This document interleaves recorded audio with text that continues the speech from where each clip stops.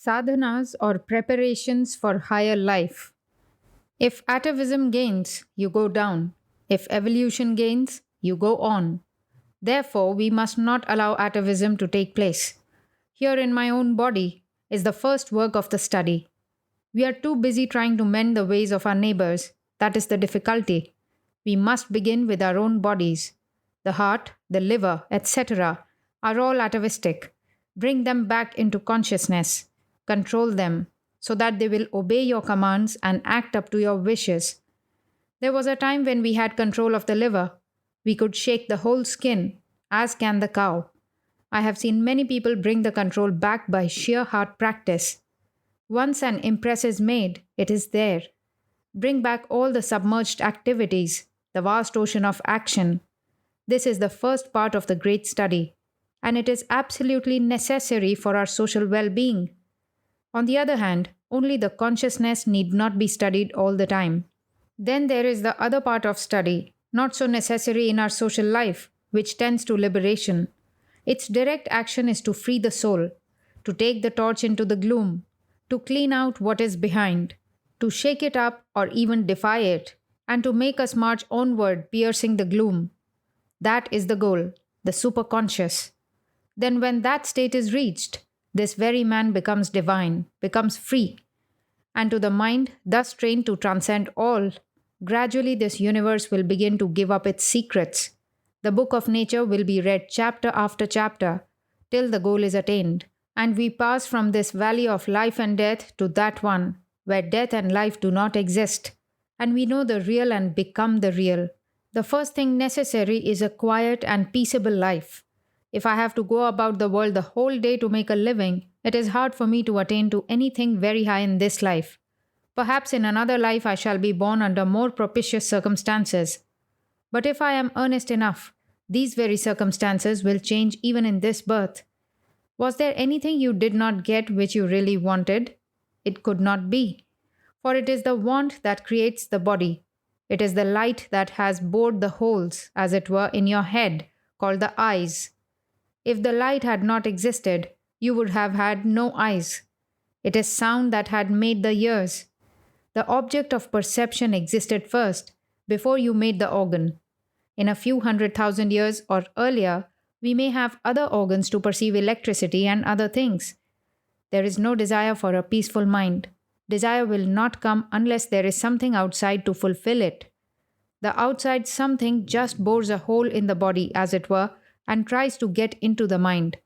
So when the desire will arise to have a peaceful, quiet life, that shall come where everything shall be propitious for the development of the mind, you may take that as my experience.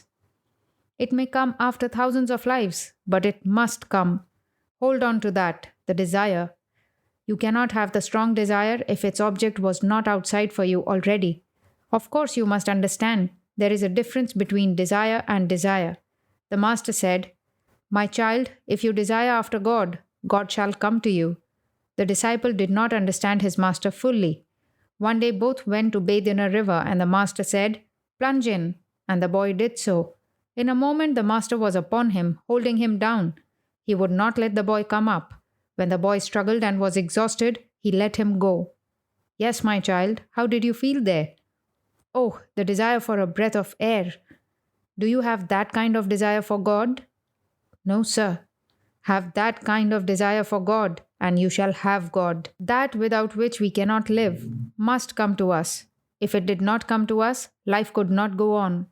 If you want to be a yogi, self in circumstances where you are alone and free from all anxiety, he who desires for a comfortable and nice life and at the same time wants to realize the self is like the fool who, wanting to cross the river, caught hold of a crocodile, mistaking it for a log of wood.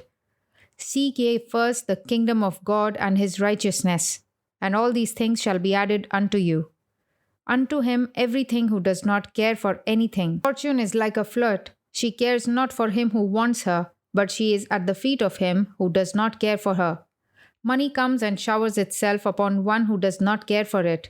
So does fame come in abundance until it is a trouble and a burden. They always come to the Master. The slave never gets anything. The Master is he who can live in spite of them. whose life does not depend upon the little foolish things of the world. Live for an ideal, and that one ideal alone. Let it be so great, so strong, that there may be nothing else left in the mind, no place for anything else, no time for anything else. How some people give all their energies, time, brain, body, and everything to become rich. They have no time for breakfast. Early in the morning, they are out and at work. They die in the attempt, 90% of them, and the rest, when they make money, cannot enjoy it. That is grand. I do not say it is bad to try to be rich. It is marvelous, wonderful. Why? What does it show?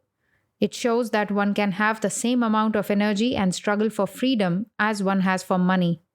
We know we have to give up money and all other things when we die, and yet, see the amount of energy we can put forth for them. But we, the same human beings, should we not put forth 1,000-fold more strength and energy to acquire that which never fades, but which remains to us forever? For this is the one great friend, our own good deeds, our own spiritual excellence, that follows us beyond the grave. Everything else is left behind here with the body.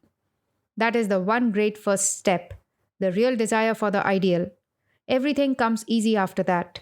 That the Indian mind found out, there in India men go to any length to find truth. But here in the West, the difficulty is that everything is made so easy. It is not truth, but development that is the great aim. The struggle is the great lesson. Mind you, the great benefit in this life is struggle. It is through that we pass. If there is any road to heaven, it is through hell. Through hell to heaven is always the way.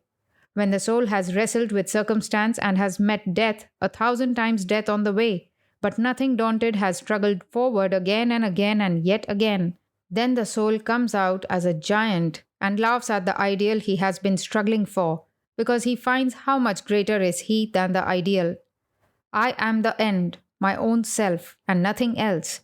For what is there to compare to me own self? Can a bag of gold be the ideal of my soul? Certainly not. My soul is the highest ideal that I can have. Realizing my own real nature is the one goal of my life. There is nothing that is absolutely evil. The devil has a place here as well as God. Else he would not be here. Just as I told you, it is through hell that we pass to heaven.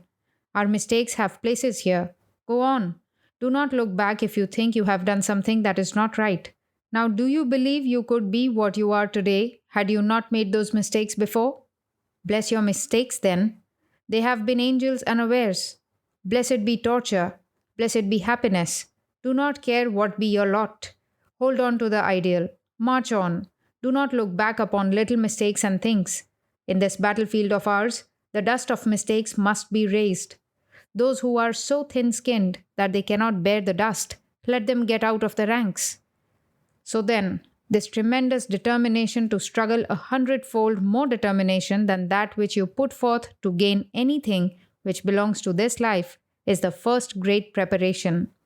And then along with it, there must be meditation. Meditation is the one thing. Meditate. The greatest thing is meditation. It is the nearest approach to spiritual life, the mind meditating. It is the one moment in our daily life that we are not at all material, the soul thinking of itself, free from all matter, this marvelous touch of the soul. The body is our enemy and yet is our friend. Which of you can bear the sight of misery? And which of you cannot do so when you see it only as a painting? Because it is unreal, we do not identify ourselves with it. We know it is only a painting. It cannot bless us. It cannot hurt us. The most terrible misery painted upon a piece of canvas we may even enjoy. We praise the technique of the artist. We wonder at his marvelous genius, even though the scene he paints is most horrible. That is the secret, that non-attachment. Be the witness. No breathing, no physical training of yoga. Nothing is of any use until you reach to the idea, I am the witness. Say, when the tyrant hand is on your neck, I am the witness. I am the witness. Say, I am the spirit.